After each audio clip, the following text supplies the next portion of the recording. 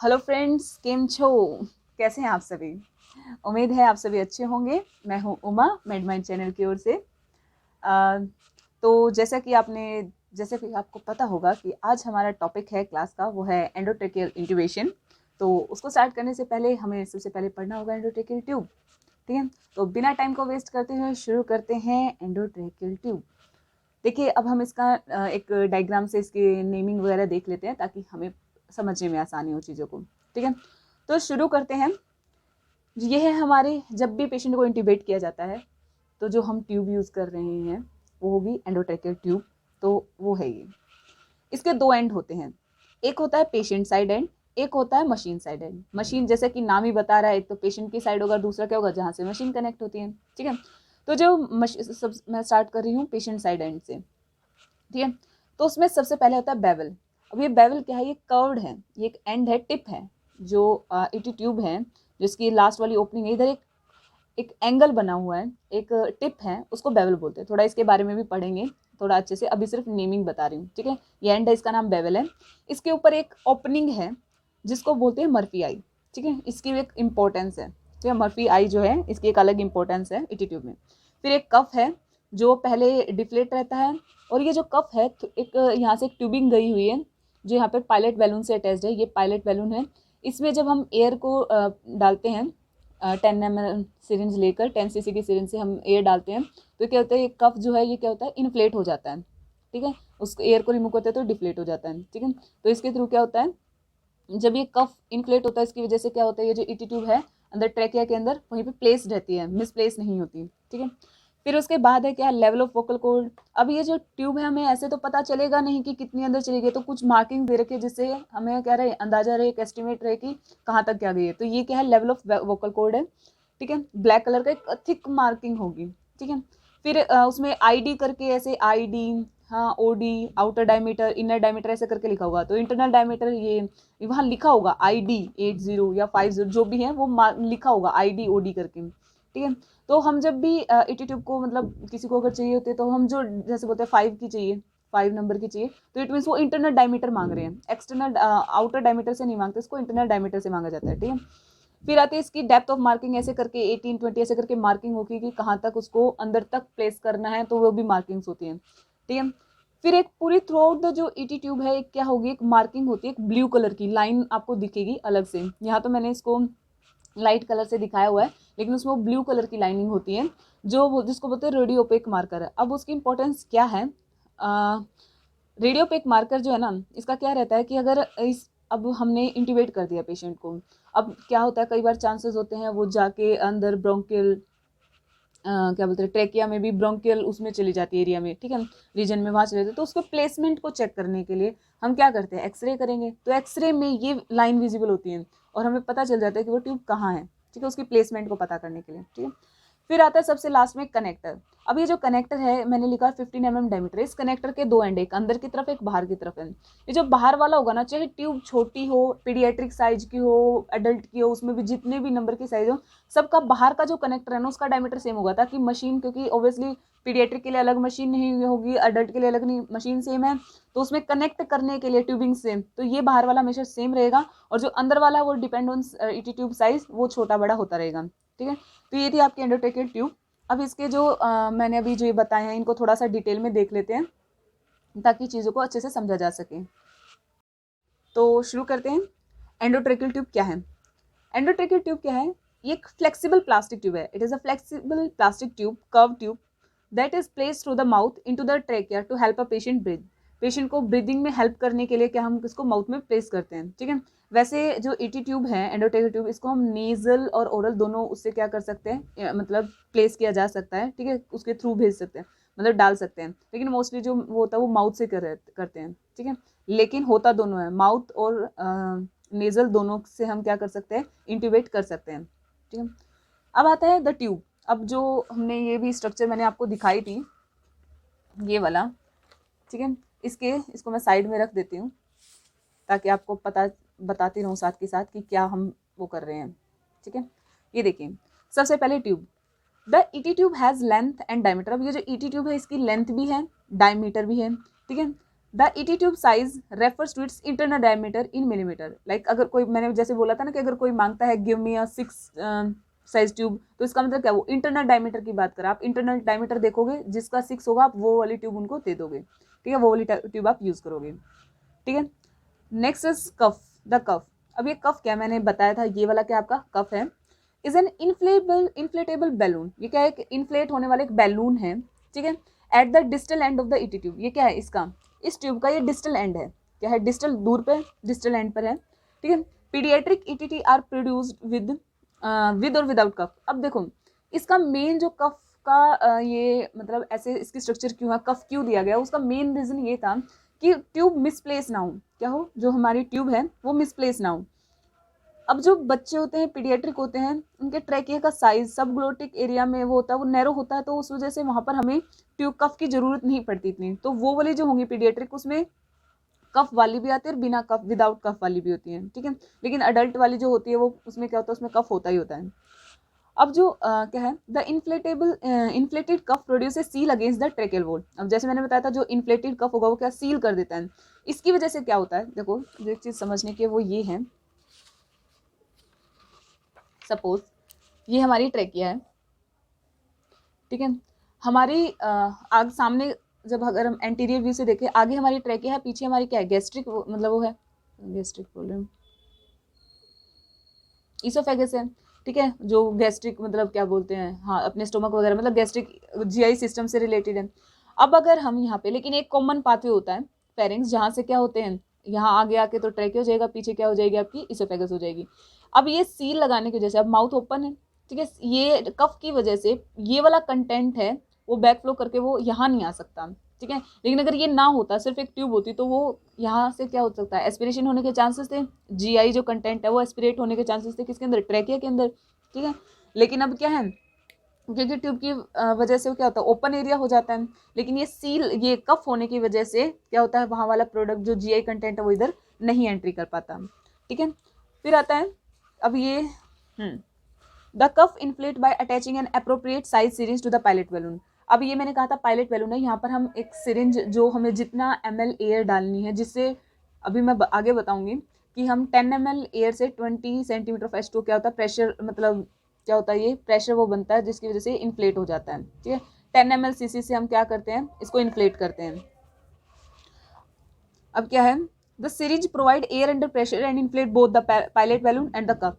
जब हम यहाँ से एयर डालते हैं तो ये और ये दोनों क्या हो जाते हैं, इन्फ्लेट हो जाते हैं, ठीक है। अब अगर हमें ये चेक करना हो कि कफ के अंदर कभी ये लीक ना करा हो, तो अगर यहाँ से अगर हम उसको मतलब अंदर का प्रेशर, ऑब्वियसली जब हमने इंट्यूबेट कर दिया पेशेंट को, हमें चेक करना कहीं क्या हो, उसमें लीक तो नहीं हो रहा है अभी, तो हम इस वाले पायलट जो बैलून है ना, इसको प्रेस करके देखते हैं, ठीक है। अगर यहाँ लीकिंग तुम्हें फील हो रहा है ना, तो यानी वो यहाँ भी लीक हो रहा है, ठीक है। इन दोनों का क्या है, वो है, हम इसको इन्फ्लेट करके यहाँ से प्रेशर देखते हैं, पाल्पेट करके देखते हैं उस फर्मनेस को कि कितना वो मतलब फर्म है, ठीक है। और वो क्या होता है, वो एस्टिमेशन देता है कि कफ के अंदर कितना प्रेशर है, ठीक है। अगर यहाँ लीक, यहाँ अगर प्रेशर कम तुम्हें फील हो रहा है ना, तो इट मीन्स प्रेशर यहाँ भी कम है, ठीक है। और ये वन वे होता है, क्या होता है, सिर्फ यहाँ से एयर जा सकती है, उसके बाद वापस नहीं आएगी, मतलब अनटिल अनलेस हम उसको प्रेशर से वो ना करें, अदरवाइज वैसे नहीं जाएगी, ठीक है। The cuff palpating the firmness of the pilot balloon is a good estimation to the pressure in the cuff, ठीक है, ये मैंने आपको बता दिया है। अब देखो, अब जो हमारे ये कफ है, ये वाले, ये दो टाइप के होते हैं। एक होता है लो प्रेशर हाई वॉल्यूम कफ, इसको मैं थोड़ी देर के लिए साइड कर देती हूँ, ये देखिए। एक होता है लो प्रेशर हाई वॉल्यूम कफ और एक होता है हाई प्रेशर लो वॉल्यूम कफ। जैसे कि नाम ही नेमिंग से ही समझ में आ रहा है, एक लो प्रेशर हाई वॉल्यूम कफ क्या होगा, जो लो प्रेशर वाला होगा उसमें प्रेशर कम होता है, ठीक है। इसके अंदर क्या चांसेस होते हैं कि ट्रैकियल, ऑब्वियसली प्रेशर कम है तो जो साइड वाली जो वॉल है उस पर इंजरी भी कम होगी, ठीक है, नेक्रोसिस भी नहीं होगा, इसके में अभी ये भी नहीं होगा, ठीक है। तो इसकी वजह से क्या होता है, तो यानी ये इस वजह से तो अच्छी है, लेकिन क्या होता है, लेकिन यहाँ पे चांसेस, यहाँ थोड़ा सा स्पेस बन के क्या होता है, चांसेस होते हैं एस्पिरेट करने के, ठीक है, पेशेंट के एस्पिरेशन से बार बार सक्शनिंग वगैरह ये सब चीज़ें करनी पड़ती हैं, ठीक है। दूसरी वही जिसमें हाई प्रेशर होता है, देखो क्या ये हाई प्रेशर वाली है, ये सील अच्छी प्रोवाइड करती है, गुड सील प्रोवाइड करती है, but due to high pressure chance of necrosis and ischaemia in high. क्या होते हैं, इस्कीमिया और इसके नेक्रोसिस के, यानी यहाँ पे इंजरी होने के बहुत ज़्यादा चांसेस होते हैं, वहाँ पे फिर ब्लड सप्लाई कम हो जाती है, ठीक है, ये ज़्यादा होते हैं। तो दोनों को देखते हुए मोस्टली जो चीज़ यूज़ होती है मेडिकल प्रैक्टिस में वो कौन सी होती है, लो प्रेशर हाई वॉल्यूम कफ ज़्यादा यूज़ होते हैं, ठीक है। अब आता है नेक्स्ट बेवल, ये वाला एंड जो मैंने आपको बताया था, ये जो कर्व्ड है इसकी टिप उसको बेवल बोलते हैं। अब ये देखो, अब इसका क्या है, अब ये जो बेवल है ये क्या करता है, फैसिलिटेट करवाता है किस चीज़ में, placement through the vocal cord and provide improve visualisation ahead of the tip. The ETT has an angle और a slant called as bevel, मैंने बताया था ना वो एक एंगल है उसको बोलते हैं। As the ETT tube approach the cord the left facing bevel provide an optimal view. अब इस चीज़ को समझते हैं इस डायग्राम के साथ। ये देखिए, ये है हमारे वोकल कॉर्ड, ठीक है, ये क्या है वोकल कॉर्ड, ये है हमारी ईटी ट्यूब उसका बेवल, ठीक है, और ये है लेरेंजोस्कोप जो हमने इंसर्ट कर रखा ताकि हम देख सके विजुअलाइजेशन के लिए। अब जो एक बात बोल रहे हैं कि लेफ्ट फेसिंग बेवल क्या है, राइट फेसिंग बेवल क्या है, पहली बात मैंने बताया था बेवल का एक टिप है, एक कर्व्ड शेप है। अब वो अगर कर्व्ड शेप लेफ्ट की साइड फेस करिए, यानी ये देखो ऐसे वाला, ये ऐसे, ये तो लेफ्ट की साइड फेस कर रहा है, और जो राइट की साइड फेस करने वाले का क्या मतलब हुआ, ये वाला, ये ऐसे हो गया, ठीक है, ये वाला बेवल राइट साइड फेस कर रहा है, ठीक है। तो ये बोले कि जो लेफ्ट साइड फेस करता है ना बेवल, वो क्या करवाता है, बेटर व्यू प्रोवाइड करता है लेरिंजोस्कोप के लिए। देखो अगर ये ऐसे होगा, यानी नीचे से कम ऊपर से ज्यादा ऐसे होगा, तो इससे लेरिंजोस्कोप क्या है, इजिली मतलब विजुअलाइजेशन के लिए बेटर व्यू होता है। लेकिन जब राइट फेसिंग उसमें है, उसमें क्या हो जाता है, वो बीच में ऑब्स्ट्रक्ट करता है और व्यू अच्छे से, वो मतलब व्यू अच्छे से नहीं होता, वो बेटर व्यू प्रोवाइड नहीं करता जो राइट साइड फेसिंग बेवल होता है, ठीक है। नेक्स्ट है आपका मर्फी आई। क्या है मर्फी आई, मैंने बताया था ये एक ओपनिंग है, यहाँ देखिए साथ के साथ देख लेते हैं, इसलिए पहले मैंने नेमिंग बताई थी ताकि मैं सीधा अगर मैं बताने लगूँ और आपको ना पता हो। ये क्या है, मर्फी आई, ठीक है। अब बेवल के जस्ट ऊपर है मर्फी आई। अब ये क्या है, ये एक सेफ्टी मैकेनिज्म के लिए बनाई गई एक डिजिटल टिप, ठीक है, जिसको मर्फी आई बोलते हैं। ये एक ओपनिंग है, ठीक है, ट्यूब के अंदर डिजिटल एंड पर लेटरल वॉल पे किया गया। अब कभी मान लो सपोज ईटी ट्यूब की जो बाहर जो सबसे मेन वाली ओपनिंग है, ये वाली, यहाँ पर किसी वजह से ब्लॉकेज हो जाए, भी सिक्रीशंस ज़्यादा थी, ब्लड वगैरह कलेक्ट हो गया, उसकी वजह से ये वाली ओपनिंग बंद हो जाए, तो ऑब्वियसली रेस्पिरेशन भी बंद हो जाएगा, यहाँ से गैस एक्सचेंज बंद हो जाएगा अगर यहाँ पे कुछ सिक्रीशन इकट्ठी हो गई तो ये क्या है, एक क्या है, एक सेफ्टी मैकेनिज्म है जिसके अंदर क्या होता है, अगर सपोज ये ऑब्स्ट्रक्ट हो भी जाए ना, तो वहां पर एक गैस फ्लो के लिए एक साइड में क्या हो, एक साइड में एक ओपनिंग रही, ठीक है। तो कंप्लीट ऑब्स्ट्रक्शन को प्रिवेंट करने के लिए क्या होती है, हमारे पास एक मर्फी आई होती है, ये इनबिल्ट होती है उसी के अंदर, ठीक है। अब नेक्स्ट आता है आपका कनेक्टर। कनेक्टर जैसे मैंने बताया था, ETT connector attach the ET tube to the mechanical ventilator tubings और एन एम्बीवैग। आपको एम्बीवैग से कनेक्ट करना है या किसी चीज़ से भी कनेक्ट करना है, तो आप उसको, तभी मैंने कहा था उसका एक फिक्स होता है, ठीक है, 15 mm, ताकि हम हर चीज़ से उसको कनेक्ट कर सके। फॉर अडल्ट और paediatric ET tube it is a customary to use universal 50 mm connector use होता है, ठीक है, जैसे ये मैंने आपको पहले ही बताया था। अब देखो ब्लू लाइन जो होती है, मैंने बताया था on the ET tube which provide radio pack use for X ray view, ये मैं आपको बता चुकी हूँ। अब जो ईटी ट्यूब है, एक चीज़ ये देख लीजिए, ईटी ट्यूब क्या है, फ्लेक्सिबल है, प्लास्टिक ट्यूब है, placed mouth through the nose and mouth से भी और नोज से भी की जा सकती है, and advance down into the trachea to establish short term artificial airway. अब आपको एक चीज़, शायद हम कई बार हम सब कुछ पढ़ लेते हैं, लेकिन एक चीज़ जिस पे हम ध्यान नहीं देते, टू एडमिनिस्टर मैकेनिकल वेंटिलेटर, वो क्या है, देखो आपने ट्रेकियोस्मी ट्यूब भी पढ़ी होगी, एंडोट्रेकियल ट्यूब भी पढ़ी होगी, तो एक चीज़ जो है आपके दिमाग में हमेशा रहे कि जो ईटी इंट्यूबेशन करते हैं ना, ईटी यानी एंडोट्रेकियल ट्यूब को जब हम नोज से या फिर माउथ से डाल रहे हैं, वो अगर हम शॉर्ट टर्म में अगर किसी को क्या दे रहे हैं, आर्टिफिशियल एयरवे प्रोवाइड करवाना है, ठीक है, शॉर्ट टर्म के लिए, अचानक पेशेंट मतलब उसको रेस्पिरेशन उसका वो SpO2 फॉल हो रही है, मतलब अभी मैं इंडिकेशन वगैरह आपको बताऊंगी, तो वह सब चीज़ें तो शॉर्ट टर्म के लिए अचानक से होते हैं, तो हम क्या करते हैं, उसको इंट्यूबेट करते हैं, ठीक है। लेकिन अगर किसी को लॉन्ग टर्म के लिए एयरवे देना, आर्टिफिशियल एयरवे देना, तो हम उसको ट्रेक्योस्टमी करते हैं, क्या करते हैं उसमें, हम ट्रेक्योस्टमी करते हैं। तो ये चीज़ ध्यान रखने के, for short term ET intubation, long term tracheostomy, ठीक है। हाँ, तो हाँ ये मैंने बताया था कि short term airway, artificial airway to administer mechanical ventilation, relieve upper airway obstruction, upper airway obstruction हो जाए, या फिर प्रोटेक्ट अगेंस्ट एस्पिरेशन या क्लियर सिक्रीशंस को क्लियर करने के लिए, मतलब शॉर्ट टर्म के लिए अगर आपको करना है तो we go for ET intubation, और लॉन्ग टर्म हमें पता है कि इसको लंबे टाइम तक मतलब एयरवे प्रोवाइड करवाना है आर्टिफिशियल, तो हम ट्रेक्योस्टमी करते हैं। तो ये था इसका एक ओवरव्यू क्या है, ये तो हमने इसको थोड़ा सा डिटेल में पढ़ ही लिया है। अब हम इसकी बात करेंगे इंडिकेशन, ठीक है। अब बात करते हैं पर्पसेस की कि ईटी इंट्यूबेशन के क्या क्या पर्पसेस होते हैं, क्यों हमें इंट्यूबेट करने की ज़रूरत पड़ती है। ठीक है, पर्पसेस क्या है। सबसे पहला है to treat acute respiratory failure, persistent hypoxaemia and persistent rise in PCO2। सबसे पहले क्या है कि सपोज पेशेंट को क्या हो, रेस्पिरेटरी अचानक से उसका रेस्पिरेशन क्या हो जाए, फेल हो जाए, या फिर ब्लड में ऑक्सीजन कम हो जाए, या फिर लगातार CO2 का लेवल बढ़ जाए, तो हमें क्या करना पड़ता है, इंट्यूबेट करने की जरूरत पड़ती है। जैसे कि मैंने पहले ही बताया था कि जो हमारी ईटी इंट्यूबेशन है वो क्या है, शॉर्ट टर्म के लिए यूज़ होता है। ठीक है, और जब लॉन्ग टर्म के लिए अगर जरूरत हो तो हम ट्रेक्योस्टमी करते हैं। Next is to maintain patent airway को पेटेंट करने के लिए, to ensure adequate oxygenation adequate हो उसको इंश्योर करने के लिए, to provide ventilatory assistance when indicated, जब वेंटिलेटर की जरूरत पड़े तो हम उसको कनेक्ट कर सकते हैं। ठीक है, नेक्स्ट इज इंडिकेशन, कब कब ऐसे कौन सी वो है जरूरत है जब हमें इसकी ज़रूरत पड़ती है, क्या क्या इंडिकेशंस हैं। फर्स्ट इज CNS डिप्रेशन, जैसे कि हमें पता है हमारे पोन्स एंड मेडुला जो कि रेस्पिरेटरी सेंटर है वो कहाँ है, वो CNS में है, अपने ब्रेन में है। अगर वो क्या होंगे, अगर CNS डिप्रेस हो जाएगा तो वो भी क्या हो जाएंगे, कहीं ना कहीं उनकी वजह से रेस्पिरेशन, क्योंकि पोन्स एंड मेडुला, ठीक है, वो अफेक्ट होंगे, जिसकी वजह से रेस्पिरेशन क्या हो जाएगा, स्लो हो जाएगा। Next is neuromuscular disease.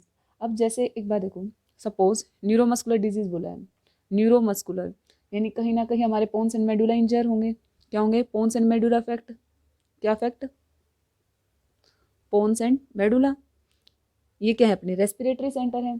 ठीक है, अब इनके अंदर क्या रेस्पिरेशन सेंटर है, अब वो क्या करते हैं, वो हमारे इंटरकोस्टल और डायफ्राम मसल से कनेक्टेड हैं।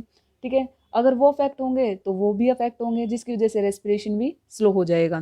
ठीक है, next is chest wall injury, अपने आप में ही चेस्ट वॉल इंजरी, वहाँ पर क्या ट्रैकिया है वो अफेक्ट होगा। ठीक है, अपर एयरवे ऑब्स्ट्रक्शन हो जाए तब हमें जरूरत पड़ती है। And next is fracture of cervical vertebra and spinal cord injury, जो ये क्या है, ये जो नर्व है सर्वाइकल वाली, वो क्या करती हैं, अपने इंटरकोस्टल जो एरिया है चेस्ट वॉल में, ठीक है, उनको क्या करती हैं, इनोवेशन करती हैं, वहाँ पे सप्लाई कर रही हैं। ठीक है, नर्व सप्लाई हो रही है, वो अफेक्ट होंगी तो क्या होगा, हमारा रेस्पिरेशन भी अफेक्ट होगा। ठीक है, तो ये थी इंडिकेशंस। अब जो है, अब हम बात कर रहे हैं आर्टिकल्स। ठीक है, अब इसको देखते हैं कि हमें किस किस आर्टिकल की, देखो एक तो first of all one thing, जब तक हम किन्हीं चीज़ों को प्रैक्टिकली या लाइव नहीं देखते तब तक वो चीज़ें एक सस्पेंस में रहती हैं। ठीक है, कुछ हद तक एक वीडियो भी, मतलब जिस जिस वे से आपको पॉसिबल होगा उस वे से मैं बताने की कोशिश करूँगी। अभी फ़िलहाल हम आर्टिकल्स देखते हैं कि हमें क्या क्या आर्टिकल्स की ज़रूरत रहेगी इंट्यूबेशन के टाइम पर। सबसे पहले है टावल रोल या सैंडबैग। ठीक है, वो क्या है, पेशेंट के नेक रीजन पे रखने के लिए, ताकि उसके ट्रैकिया को पोजीशन में लाने के लिए, क्योंकि हमें इंट्यूबेट करना है, ताकि इजीली विजुअलाइजेशन को, विजुअल एरिया को क्लियर करने के लिए। ठीक है, ताकि अच्छे से विजुअल हो उसके, व्यू अच्छा हो उसके। Next is suction apparatus with tubing, suction की क्यों जरूरत पड़ती है, सपोज अब हमें इंट्यूबेट करना है, सपोज पेशेंट के मुंह में सिक्रीशंस है माउथ में, तो उनको क्लियर करके, अदरवाइज पेशेंट क्या कर जाएगा, एस्पिरेट कर जाएगा। ठीक है, क्योंकि अभी ट्रैक क्या ओपन है, क्योंकि हम लेरिंजोस्कोप डाल के क्या करते हैं, उसको ओपन करते हैं, क्योंकि अभी हमें ट्यूब डालनी है, वो हमेशा डली रहेगी, अगर सिक्रीशन होगी तो पेशेंट क्या कर जाएगा, एस्पिरेट कर जाएगा। तो suction apparatus. Suction catheter, suction catheter, suction apparatus, suction catheter, जिससे हम क्या करेंगे, सक्शनिंग करेंगे। एम्ब्यूबैग विद मास्क, एयरवे पेटेंट करने के लिए। ठीक है, ऑक्सीजनेशन, ताकि 100% क्या रहे, FiO2 100% रहे। ठीक है, पेशेंट हाइपोक्सीमिया में ना चला जाए। ठीक है, O2 सोर्स विद ट्यूबिंग। ठीक है, laryngoscope with appropriate blade. Next is Magill forces, Magill forceps, ये क्या है मेगिल फोर्सेप, इसकी डायग्राम भी हम आपको दिखा देंगे, और मैंने प्रीवियस वीडियो में भी जो क्रैश कार्ट वाली जो इमेज बेस्ड है उसमें मैंने दिखाया था मेगिल फोर्सेप। अब ये देख लीजिए इसका यूज़ क्या है। जैसे ही सपोज अपने ट्रैकिया, माउथ के अंदर, ट्रैकिया के अंदर कोई भी जो फॉरेन ऑब्जेक्ट्स हैं उनको वहाँ से रिमूव करने के लिए, क्लियर करने के लिए हम क्या यूज़ करते हैं, मेगिल फोर्सेप यूज़ करते हैं। ठीक है, उसका तब यूज़ होता है। Next is ET tube of appropriate size की ईटी ट्यूब चाहिएगी। ठीक है, नेक्स्ट इज स्टिलेट, इसका यूज़ मैं आगे आपको बताऊंगी, स्टिलेट का कैसे यूज़ होगा, डायग्राम भी आपको दिखा दिया जाएगा। Next is Xylocaine gel. अभी जो जाइलोकेन जेल है उसका क्या यूज़ होगा, इसका यूज़ ऐसे होगा, देखो क्या होता है, पोस्ट ऑपरेटिव सोर थ्रोट एक क्या है, कॉमन कॉम्प्लिकेशन है किसकी, जब general anaesthesia, following general anaesthesia with ET intubation, ET intubation के टाइम पर जो जनरल एनेस्थीसिया देते हैं उसके बाद क्या है, एक सोर थ्रोट है ना, एक कॉमन कॉम्प्लिकेशन है, उसको प्रिवेंट करने के लिए हम क्या यूज़ करते हैं, ज़ाइलोकेन जेल यूज़ करते हैं। ठीक है। Next is disposable syringe 10 ml, किस लिए, एयर फिल करने के लिए पायलट बैलून से। Next is oral airway, oral airway क्यों, ताकि वो ईटी पेशेंट ईटी ट्यूब को टिथ से क्या ना करे, प्रेस ना करे और वो किंक ना हो। ठीक है। Next is cotton tape, Dynaplast secure करने के लिए उसको, sterile gloves and face mask. ठीक है। ये थे आर्टिकल्स जो हमें इंट्यूबेशन के टाइम पे जरूरत पड़ते हैं। ठीक है। अब हम बात करेंगे प्रोसीजर के बारे में। ठीक है।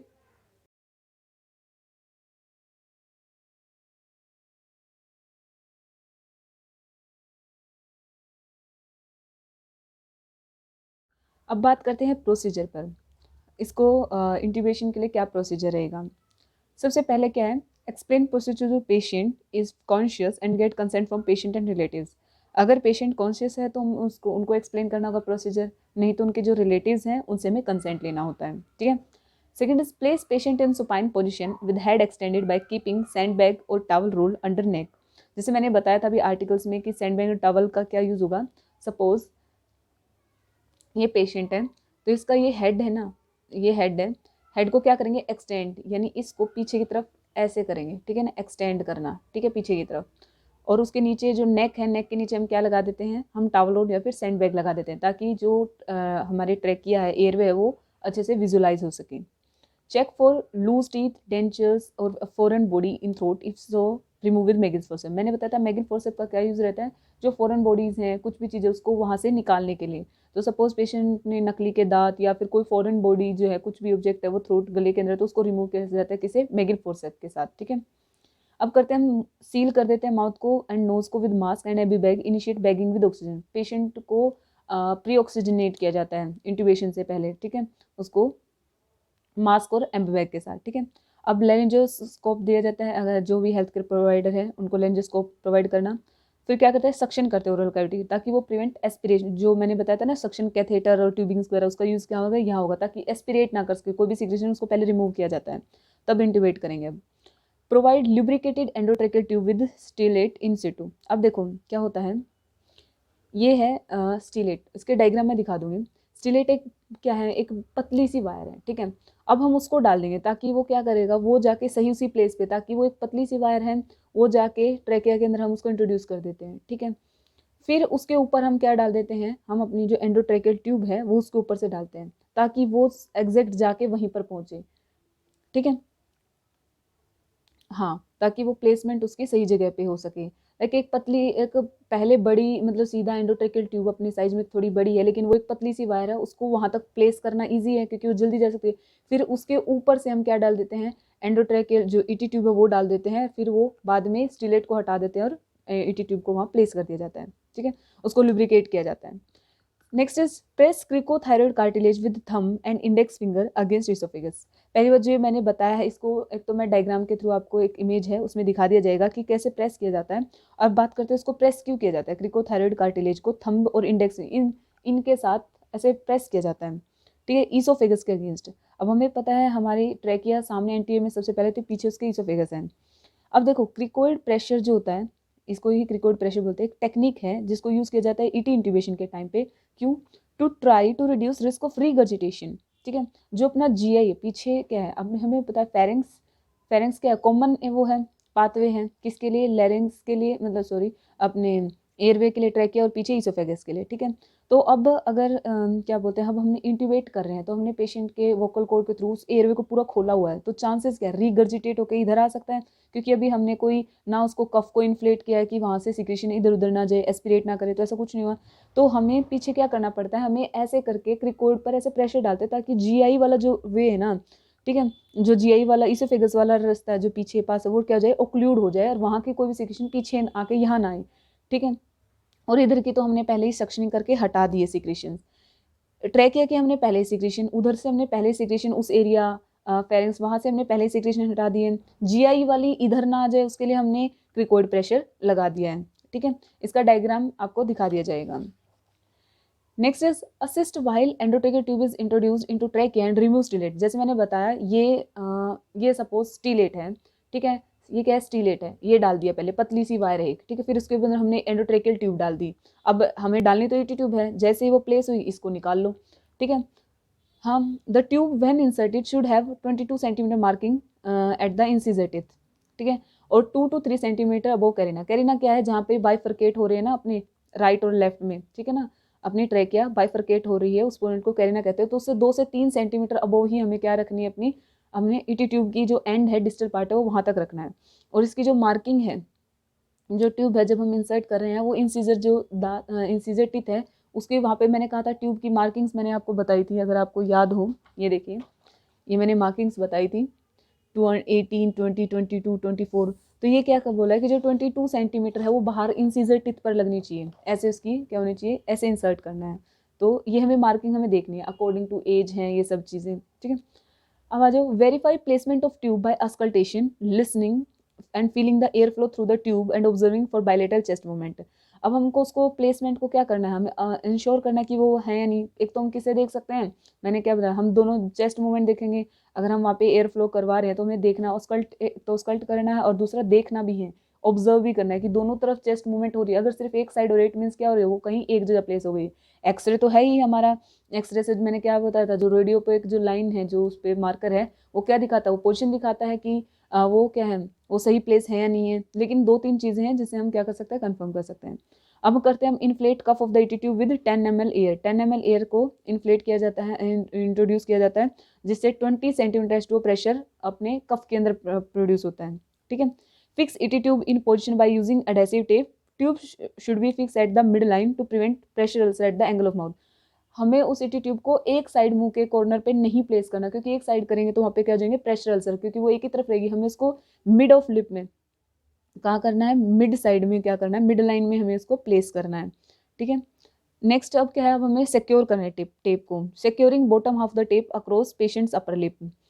देखो, हमारे पास वो जो टेप है उसको हमें कैसे सिक्योर करना है, जो हाफ, सपोज ये वो टेप है, ठीक है, इसको इधर से 2 में डिवाइड कर लीजिए। पीछे से हम लेके आ गए पेशेंट, ये सपोज ये पेशेंट की नेक है और ये एक टेप है, ये टेप ऐसे है, ठीक है, एक इधर से एक इधर, इसके 2 एंड है, ये एंड ऐसे, ठीक है।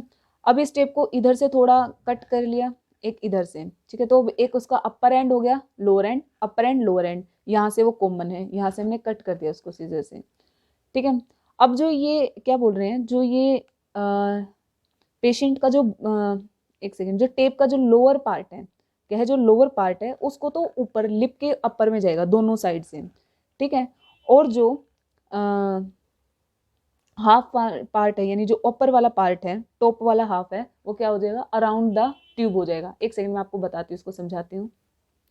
ये देखिए, सपोज ये वो टेप है, मैंने क्या कहा, एक इसका ये क्या है, अपर एंड है, यहाँ से कॉमन है, ये तो पीछे नेक के अराउंड से आ जाएगी, ये पेशेंट की नेक है तो ये यहाँ आ जाएगी, ठीक है। ये क्या है, लोअर पार्ट है, ये भी लोअर पार्ट है, ये अपर पार्ट है दोनों। तो मैंने क्या कहा, जो लोअर पार्ट है, बॉटम हाफ है, वो तो क्या हो जाएगी, पेशेंट के लिप पर आ जाएगी, ये इधर से और ये वाली इधर से, ठीक है, ऐसे हो गई है। थोड़ा सा समझने की कोशिश कीजिए, आई नो, ठीक है। और जो ये अपर वाली है, ये पेशेंट की जो ट्यूब है उसके अराउंड, ये वाली भी अराउंड आ जाएगी और ये वाली भी क्या आ जाएगी, अराउंड आ जाएगी, ठीक है। जो टॉप हाफ है वो क्या हो जाएगी, अराउंड आ जाएगी लिप के, अराउंड द ट्यूब, ठीक है। अब ये हो गया, ये हमने सिक्योर कर दिए। अब देखिए, अगर हम उस कफ को, अब 2 चीज़ें हैं, अगर हम उस कफ को अंडर इन्फ्लेट कर दें, या तो कम उसके अंदर जो प्रेशर है वो कम हो जाए, या फिर ज़्यादा हो जाए, ओवर इन्फ्लेट हो जाए, तो क्या कंडीशन होगी। अगर हम अंडर इन्फ्लेट करते हैं तो लीड ऑफ एस्पिरेशन, चांसेस के एस्पिरेशन के ट्यूब कह सकते हैं, डिस्प्लेस हो जाएगी। और अगर ओवर इन्फ्लेट कर देते हैं तो ट्रैकेल इंजरी और अल्सर हो सकते हैं, जिसकी वजह से क्या हो जाते हैं, स्टेनोसिस हो जाती है, नैरोइंग ऑफ द ट्रैके और नैरो हो जाएगी, स्टेनोसिस हो जाएगा, वहाँ पे इंजरी हो जाएगी, ठीक है। हाँ, तो दोस्तों, अभी तक हम डिस्कस कर चुके हैं ईटी ट्यूब का डायग्राम, उसके इंडिकेशन, इंट्यूबेशन के पर्पसेस, प्रोसीजर। अब हम जो देखने वाले हैं वो है drug use during intubation. Intubation के दौरान कौन सी ड्रग यूज होती है, ठीक है। जो सबसे पहली जो ड्रग है, वह सबसे पहले हम डिस्कस करेंगे oxygen. Oxygen is the most important drug to consider when intubating a patient. जब एक पेशेंट को इंट्यूबेट करते हैं तो सबसे इंपॉर्टेंट जो ड्रग है जो मानी जाती है वो क्या है, oxygen. Providing 100% effort to via bag mask ventilator increase the amount of O2 dissolve in the blood and blood to HP। यानी इस टाइम पर सबसे ज़्यादा इंपॉर्टेंट क्या है, पेशेंट को ऑक्सीजनेट करना, 100% FiO2 प्रोवाइड करना। This provide an O2 reservoir so patient can use if there are periods of decreased O2 deliver to the lungs during the process of intubation. यानी intubation के time पे अगर patient को क्या हो, patient को oxygen की अगर सप्लाई वो डिक्रीज हो रही हो डिलीवरी, तो वो क्या कर सके, हम उसको कंप्लीट कर सके उस नीड को. इसलिए ऑक्सीजन सबसे इम्पॉर्टेंट ड्रग है इस टाइम पर. ठीक है, तो ये था ऑक्सीजन. यानी पेशेंट को प्री ऑक्सीजनेट करना बहुत ज़्यादा इंपॉर्टेंट है, क्योंकि ईटी इंट्यूबेशन के टाइम पर पेशेंट की सैचुरेशन ड्रॉप होने का चांसेस होते हैं, तो इसलिए. नेक्स्ट है वो है फेंटानिल. फेंटानिल क्या है, एक सिंथेटिक ओपियोइड है that binds to the opiate receptor resulting in decrease pain. अब जो फेंटानिल है वो क्या करता है, एक पहली बात तो एक सिंथेटिक ओपियोइड है, जो क्या करेगा, सिंथेटिक ओपियोइड है तो ओपियोइड ही, तो क्या करेगा, ओपियोइड के रिसेप्टर पे जाकर बाइंड हो जाएगा और वहाँ पर पेन को डिक्रीज करेगा. बट ये क्या है, सिंथेटिक ओपियोइड है. ईटी इंट्यूबेशन के टाइम पे क्या होता है, सिंपैथेटिक नर्वस सिस्टम स्टिमुलेट हो जाता है, जिसकी वजह से सिग्निफिकेंट बीपी बढ़ जाता है. फेंटानिल क्या करता है, fentanyl can be given prior to induction agent reduce increase in the blood pressure of the patient. जो प्रेशर बढ़ा है सिंपैथेटिक नर्वस सिस्टम के स्टिमुलेट होने से, उसको क्या कर देता है, डिक्रीज कर देता है. Its rapid onset and metabolism related to other opiates make it a common choice for premedication. मतलब ये बहुत जल्दी क्या हो जाता है, मेटाबोलाइज हो जाता है, इसका रैपिड ऑनसेट ऑफ, इसलिए हमें बहुत ही कॉमन चॉइस है प्री मेडिकेशन में. ठीक है, तो जैसे मतलब किसी पेशेंट को इंट्यूबेट करने की बात आती है, तो हम क्या कर लेते हैं, फेंटा रेडी कर लेते हैं उस टाइम पर. ठीक है, नेक्स्ट इज मिडाज.